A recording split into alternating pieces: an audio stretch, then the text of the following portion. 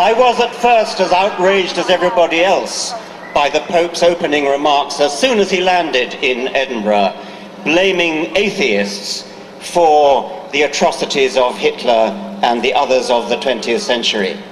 But then I took comfort from it, because it seemed to me that in a way it was showing that we had rattled them so much that he was forced to the ignominious expedient of attacking us so as to divert attention from the real crimes that had been committed in the name of the Catholic Church. I can just imagine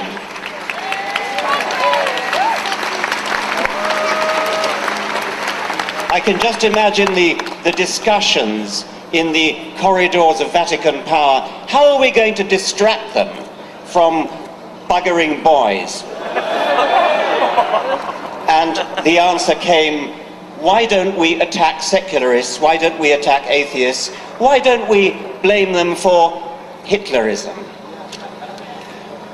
Adolf Hitler, was a Roman Catholic. He was baptized, he never renounced his baptism. The figure of 5 million British Catholics is presumably obtained from baptismal figures. I don't believe a word of it. I don't believe there are 5 or 6 million British Catholics. There may be 5 or 6 million who have been baptized, but if the Church wants to claim them as Catholics, then they have to claim Hitler as a Catholic.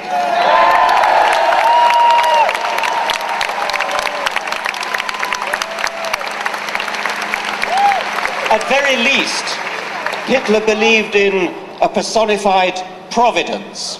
He often spoke of it, and it was presumably the same providence that was invoked by the Cardinal Archbishop of Munich in 1939, when Hitler escaped assassination and the Cardinal ordered a special Te Deum in Munich Cathedral, quote, to thank divine providence in the name of the Archdiocese for the Führer's fortunate escape. I'm going to read a speech made in Munich, the heart of Catholic Bavaria, in 1922, and I leave you to guess whose speech it is. My feeling as a Christian points me to my Lord and Saviour as a fighter. It points me to the man who once in loneliness, surrounded by a few followers, recognized these Jews for what they were and summoned men to fight against them, and who, God's truth, was greatest not as a sufferer, but as a fighter. In boundless love as a Christian and as a man, I read through the passage which tells how the Lord at last rose in his might and seized the scourge to drive out of the temple the brood of vipers and adders. How terrific was his fight against the Jewish poison. Today, after 2,000 years, with deepest emotion, I recognize more profoundly than ever before the fact that it was for this that he had to shed his blood upon the cross. That was one of numerous speeches by Adolf Hitler, passages in Mein Kampf, where Adolf Hitler invoked his own Roman Catholic Christianity. No wonder he received such warm support from within the Catholic hierarchy of Germany.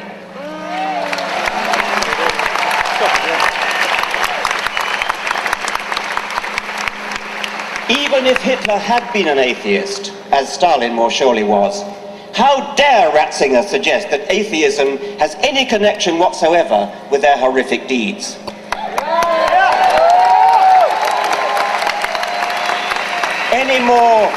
Any more than Hitler's and Stalin's non-belief in leprechauns or unicorns, any more than their sporting a moustache along with Franco and Saddam Hussein.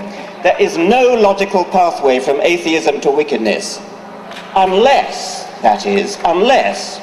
you are steeped in the vile obscenity at the heart of Catholic theology. I refer to the doctrine of original sin. These people believe, and they teach this to tiny children, at the same time as they teach them the terrifying falsehood of hell, that every baby is born in sin. That would be Adam's sin, by the way. Adam, who, as they themselves now admit, never actually existed. Original sin means that from the moment we are born, we are wicked, corrupt, damned, unless we believe in their God, or unless we fall for the carrot of heaven and the stick of hell. That, ladies and gentlemen, is the disgusting theory that leads them to presume that it was godlessness that made Hitler and Stalin the monsters that they were. We are all monsters unless redeemed by Jesus. What a revolting, depraved, inhuman theory to base your life on. That's the theory of biblical.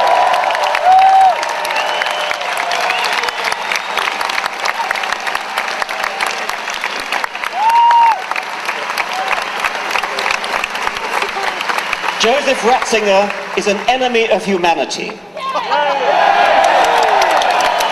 He's an enemy of children whose bodies he's allowed to be raped and whose minds he is encouraged to be infected with guilt. It's embarrassingly clear that the church is less concerned with saving child bodies from rapists than with saving priestly souls from hell, and most concerned with saving the long-term reputation of the church itself. He's an enemy of gay people, bestowing on them the sort of bigotry that his church used to reserve for Jews before 1962. He's an enemy of women, barring them from the priesthood, as though a penis were an essential tool for pastoral duties.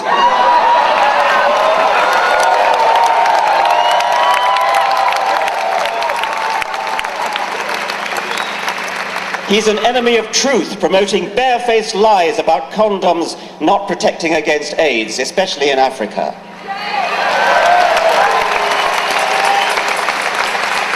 He's an enemy of the poorest people on the planet, condemning them to inflated families that they cannot feed, and so keeping them in the bondage of perpetual poverty. A poverty which sits ill beside the obscene wealth of the Vatican.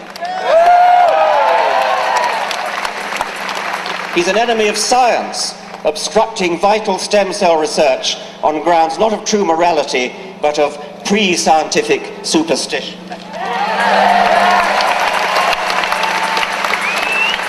Ratzinger is even an enemy, he's even an enemy of the Queen's own church, arrogantly dissing Anglican orders as, quote, absolutely null and utterly void, while at the same time shamelessly trying to poach Anglican vicars to shore up his own pitifully declining priesthood.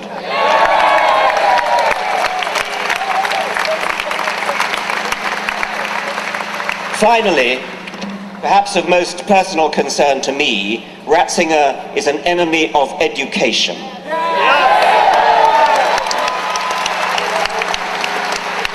Quite apart from the lifelong psychological damage caused by the guilt and fear that have made Catholic education infamous throughout the world, he and his church foster the educationally pernicious doctrine that evidence is a less reliable basis for belief than faith, tradition, revelation, and authority.